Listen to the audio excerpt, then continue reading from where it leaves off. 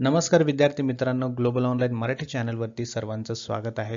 तर Maharashtra set paper 1ची तयारी करताना जवळपास प्रत्येक विद्यार्थ्याच्या मनामध्ये एक प्रश्न येतो की सर नोट्स किती करायचं, PYQs किती सॉल्व्ह करायचे आणि मॉक टेस्ट किती द्यायचे, राईट?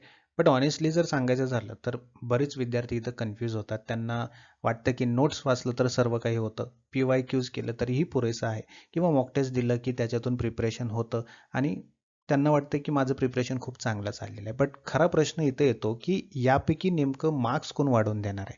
नोट्स देणार आहेत, PYQs की मॉक टेस्ट? तर आजच्या व्हिडिओमध्ये आपण अगदी प्रॅक्टिकल पद्धतीने समजून घेणार आहोत की महाराष्ट्र सेट पेपर 1 साठी या तिन्हीचाही योग्य उपयोग करून आपण आपले मार्क्स कसे वाढवू शकतो. त्यामुळे तुम्हाला जर मार्क्स वाढवायचे असतील तर व्हिडिओ शेवटपर्यंत बघा. त्याआधी एक महत्त्वाची गोष्ट जाणून घ्या. येत्या 17 ऑगस्ट पासून आपली पेपर 1 ची लाईव्ह बॅच सुरू होत आहे, ज्यामध्ये तुम्हाला पेपर 1 च्या प्रिपरेशन करिता step by step daily guidance मिळणार आहेत. एक्सपर्ट्स कडून गाईडन्स मिळणार आहे, जेणेकरून तुमचं प्रिपरेशन अगदी स्ट्रॉंग होईल आणि येणाऱ्या एक्झामिनेशनमध्ये जास्तीत जास्त मार्क्स तुम्हाला मिळवता येतील. या बॅचमध्ये तुम्हाला लाईव्ह लेक्चर्स मिळणार आहेत, ज्यामध्ये पेपर 1 चा संपूर्ण सिलेबस कव्हर केला जाईल. Recorded sessions, PYQs with solution, notes, mock test, 5000 plus MCQ series, तुम्हाला या सर्व गोष्टी मिळणार आहेत प्रिपरेशन करिता. तर उशीर अजिबात करू नका. या नंबरवरती आजच व्हॉट्सअप मेसेज किंवा व्हॉट्सअप कॉल करा किंवा ग्लोबल ऑनलाईनचे ॲप्लिकेशन डाउनलोड करा. ॲप्लिकेशनच्या थ्रू सुद्धा ही बॅच जॉईन करू शकता आणि तुमचं प्रिपरेशन सुरू करू शकता. उशीर नका करू, लवकरात लवकर प्रिपरेशनला सुरुवात करा. तर चला तर अगदी सोप्या भाषेत आपण आता समजून घेऊया की हे नोट्स, PYQs आणि मॉक टेस्ट आपल्याला कशी हेल्प करणार आहेत. बघा, नोट्स असेल किंवा PYQs असतील किंवा तुमची मॉक टेस्ट असेल, यापैकी एक कुठलंही तुम्हाला 80 मार्क्स मिळवून देणार नाहीयेत, कारण तिन्हीचं काम वेगळं वेगळं आहे. फॉर एक्झाम्पल तुम्हाला सांगतो, रिसर्च ॲप्टिट्यूड आहे, तर तुम्ही रिसर्च ॲप्टिट्यूड शिकताय, मग त्यामधून जर तुम्ही पॉझिटिव्हिजम, पोस्ट पॉझिटिव्हिजम हे जर नोट्स काढले, त्याच्यातून काय होणार आहे, तुमचा कन्सेप्ट बिल्ड होणार आहे, है ना? मग कन्सेप्ट वाचून झालं म्हणजे प्रिपरेशन झालं का? नाही. तुम्ही मग त्याच कन्सेप्टवरती PYQ सॉल्व्ह करता. मग तुम्हाला कळतं की अच्छा, या कन्सेप्टवर अशा प्रकारे प्रश्न विचारला जातो. म्हणजे हे काय झालं, तुमची क्वेश्चन अंडरस्टँडिंग झाली. मग त्यानंतर जेव्हा तुम्ही मॉक टेस्ट देता, है ना, 50 प्रश्न एका ठराविक वेळेमध्ये सॉल्व्ह करता, तेव्हा तुम्हाला कळतं की मला किती येतं, माझी स्पीड काय आहे आणि माझ्या चुका नेमक्या कुठे होत आहेत, है ना? मग यालाच म्हणतात एक्झाम परफॉर्मन्स. आलं लक्षात? म्हणून एक सिंपल लाईन लक्षात ठेवा. नोट्स काय करतात? नोट्स तुम्हाला शिकवतात.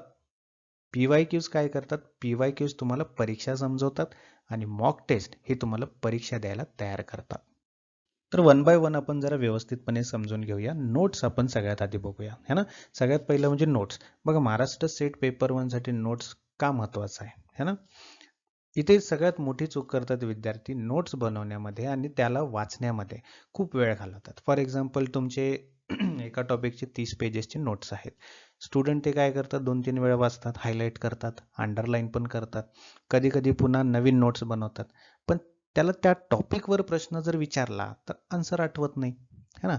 मग समस्या नोट्समध्ये आहे का? समस्या नोट्समध्ये नाही आहे. प्रॉब्लेम आहे तुमची पॅसिव्ह रिडिंगमध्ये, है ना? पॅसिव्ह रिडिंगमध्ये तुमचा प्रॉब्लेम आहे. तुम्ही नोट्स वाचत आहात पण स्वतःची टेस्टिंग करत नाहीये. मग महाराष्ट्र सेट पेपर 1 मध्ये तुम्हाला प्रत्येक टॉपिकचा इन्सायक्लोपीडिया बनायचं नाहीये. समजलं का? तुम्हाला इन्सायक्लोपीडिया नाही बनायचं प्रत्येक टॉपिकचा. आलं का लक्षात? तुम्हाला एक्झाम ओरिएंटेड अंडरस्टँडिंग करायची आहे, है ना? म्हणून काय करायचं, मग नोट्स कसे वापरायचे? नोट्स वापरताना सगळ्यात पहिलं तुम्ही कन्सेप्ट समजून घ्यायचा. ठीक आहे? कन्सेप्ट एकदा तुम्हाला समजला, एकदा वाचलं की आपल्याला कन्सेप्ट कळतो की बाबा नेमका कन्सेप्ट सांगतोय काय आपल्याला, है ना? दुसरी गोष्ट म्हणजे त्याच्यामधली इम्पॉर्टंट टर्म्स आणि डिफरंट काय म्हणतात त्याला, डिफरन्सेस आयडेंटिफाय करायचं. समजलं? त्याच्यामधले टर्म्स व्यवस्थित लक्षात घ्यायचं आणि त्याच्यामध्ये काय डिफरन्सेस आहेत का ते आयडेंटिफाय करायचं. ठीक आहे? आणि तिसरी गोष्ट म्हणजे कन्सेप्टवर प्रश्न कसा विचारला जाऊ शकतो हे समजून घ्यायचं. समजलं? म्हणजे फॉर एक्झाम्पल तुम्हाला सांगतो, पॉझिटिव्हिजम आहे आणि पोस्ट पॉझिटिव्हिजम आहे रिसर्च मधला, है ना? मग फक्त डेफिनेशन पाठ करून उपयोग नाही याच्यामध्ये, है ना? कारण क्वेश्चन मध्ये ऑब्जेक्टिव्हिटी, रिसर्चर बायस, ॲब्सोल्यूट ट्रूथ, है ना, हा अँगल असतो. म्हणजे ते कन्सेप्ट क्लिअर झाल्यानंतर तुम्हाला कळेल पॉझिटिव्हिजम, पोस्ट पॉझिटिव्हिजम काय, है ना? मग बेसिकली आपल्याला तो कन्सेप्ट अशा पद्धतीने समजून घ्यायचा की त्याला कुठल्याही पद्धतीचा जर प्रश्न विचारला, कुठल्याही अँगलने जर प्रश्न विचारला तर त्याचं उत्तर आपल्याला देता येईल, म्हणजे त्याचं अप्लाय आपल्याला करता येईल. समजलं? इम्प्लिमेंटेशन, ऍप्लिकेशन आपल्याला करता येईल. अशा पद्धतीने आपल्याला नोट्स वाचायचे आहेत. समजलं? दुसरी आणि महत्त्वाची गोष्ट म्हणजे PYQs. ठीक आहे. आता तुम्ही जर मला विचाराल की बाबा सर पेपर 1 मध्ये एक गोष्ट कंपल्सरी करायची असेल तर आपण काय करू? मग PYQs करा. ठीक आहे. मी म्हणेल PYQs करा. कारण PYQs काय करतं, तुम्हाला फक्त तुमची क्वेश्चनची प्रॅक्टिस नाही घेत. हे तुम्हाला एक्झॅक्टली एक्झामिनरची थिंकिंग सुद्धा सांगत असतं. एक्झामिनर म्हणजे कोण? जो एक्झाम घेणार आहे, पेपर सेट करणार आहे. त्याची थिंकिंग काय? तो कसा कन्सेप्टला वळवतोय, कशा प्रकारे प्रश्न विचारतोय, ही त्याची थिंकिंग जी आहे ती समजायला आपल्याला मदत होते. मग एक टॉपिक तुम्ही जर नोट्समध्ये वाचत असाल, तुम्हाला वाटतं की मला हा टॉपिक येतो, बट त्याच्यावर तुम्ही PYQ सॉल्व केलं की मग तुम्हाला कळतं, अरे मला खरं तर हे टॉपिक येतच नाहीये. राईट. मग अजून एक महत्त्वाची गोष्ट म्हणजे काय, PYQ सॉल्व करताना फक्त आन्सर बरोबर आहे का चूक आहे एवढंच बघायचं नाही. प्रत्येक PYQ नंतर स्वतःला आपण 3 प्रश्न विचारायचे. किती? 3 प्रश्न विचारायचे. या ठिकाणी तुम्ही बघू शकता. क्वेश्चन कोणत्या कन्सेप्टवर आहे? राईट. माझी चूक का झाली? है ना? आणि तिसरं म्हणजे याच कन्सेप्टवर एक्झामिनर दुसऱ्या पद्धतीने प्रश्न विचारू शकतो का? है ना? एक्झामिनर जो आहे तो कुठल्या अँगलने प्रश्न विचारू शकतो, मग त्याच अँगलने आपल्याला प्रश्नाचं उत्तर देता येईल का? इथपर्यंत आपली तयारी झाली पाहिजे. समजलं? कारण एक्झॅक्ट क्वेश्चन पुन्हा येईलच असं नाहीये. पण कन्सेप्ट जो आहे किंवा क्वेश्चन पॅटर्न जो आहे तो पुन्हा टेस्ट होऊ शकतो. समजलं? म्हणून PYQs म्हणजे फक्त प्रॅक्टिस नाहीये. PYQs म्हणजे एक्झाम पॅटर्न समजून घेणं आणि एक्झामिनर जो आहे त्याची थिंकिंग समजून घेणं. समजलं? त्यामुळे PYQs सुद्धा अत्यंत महत्त्वाचं आहे. तिसरा आणि महत्त्वाचा टप्पा आहे तो म्हणजे मॉक टेस्ट. आता इथे एक मिसकन्सेप्शन असतो विद्यार्थ्यांचा, की मी रोज मॉक टेस्ट देतो म्हणजे माझं प्रिपरेशन स्ट्रॉंग आहे. ठीक आहे. इट्स नॉट नेसेसरीली, म्हणजे हे गरजेचं नाही आहे. जर तुमचा सिलेबस इनकम्प्लीट आहे आणि तुम्ही रोज फुल मॉक टेस्ट देत असाल तर तुम्ही फक्त स्कोर पाहत राहाल. तुमचा स्कोर आज 32 आहे, उद्या 36 आहे, परवा 34 आहे. मग असं बघितलं तर आपला स्कोर जो आहे तो पहिले वाढला, नंतर कमी झाला आणि मग स्ट्रेस वाढणार आपला. है ना? मग मॉक टेस्टचा जो आपला पर्पज असायला पाहिजे तो फक्त स्कोर मिळवायचा नसायला पाहिजे. मॉक टेस्टचा पर्पज हा नेहमी वीकनेस शोधण्यासाठी असला पाहिजे. तुमचं वीकनेस काय, कुठे तुम्ही चुकता हे पाहण्यासाठी मॉक टेस्ट द्यायची असते. मग समजा तुमच्या मॉक टेस्टमध्ये 50 पैकी 38 क्वेश्चन बरोबर आले, है ना? मग छान वाटतं आपल्याला, मस्त वाटतं. पण त्या 12 रॉंग क्वेश्चन्सकडे तुम्ही लक्ष दिलं नाही तर पुढच्या मॉक टेस्टमध्ये पुन्हा तीच चूक होऊ शकते. राईट.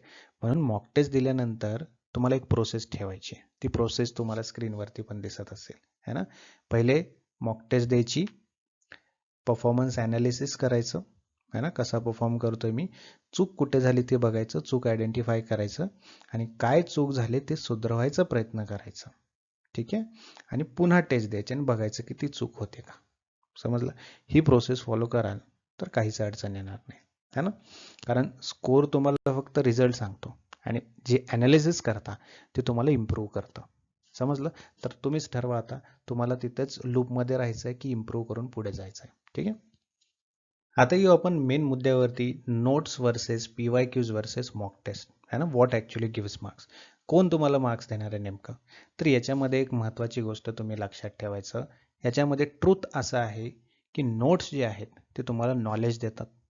PYQs जे आहेत, है ना, ते तुम्हाला एक्झाम पॅटर्न समजवतात, है ना, ॲप्लिकेशन समजवतात आणि मॉक टेस्ट तुमची स्पीड वाढवतात, ॲक्युरेसी वाढवतात आणि तुमचं प्रेशर हँडलिंग इम्प्रूव्हमेंट करत असतं. समजलं?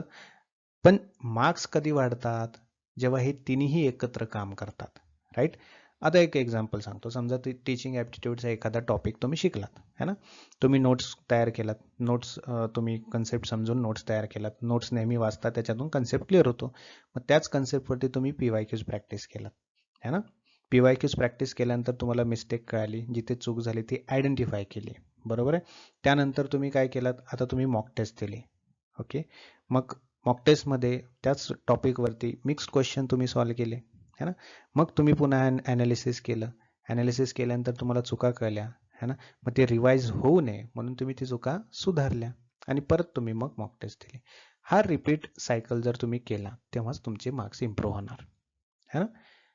समजलं? म्हणून मार्क्स नोट्स वाचल्याने नाही तर लर्निंग, प्रॅक्टिस, टेस्टिंग आणि करेक्शन या सायकलमुळे होत असतं, म्हणजे इम्प्रूव्हमेंट होत असते. समजलं?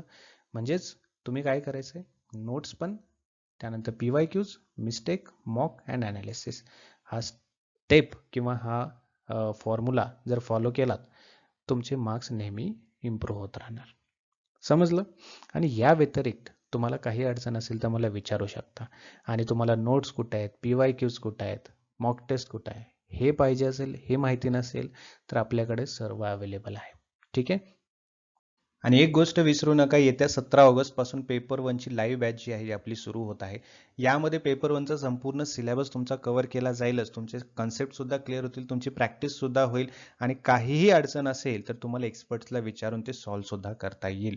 सो तुमचं पूर्ण प्रिपरेशन या बॅचमध्ये होणार आहे. यामध्ये तुम्हाला लाईव्ह सेशन सोबत रेकॉर्डेड सेशन मिळणार आहेत. स्टडी मटेरियल जसे की PYQs विथ सोल्युशन आहे, नोट्स आहेत, प्रॅक्टिससाठी मॉक टेस्ट असणार आहे, है ना, 5000+ MCQ सिरीज मिळणार आहे. तर या सर्व गोष्टी तुमच्या प्रिपरेशनला बूस्टअप करणार आहेत, तुमचा स्कोर वाढवणार आहेत.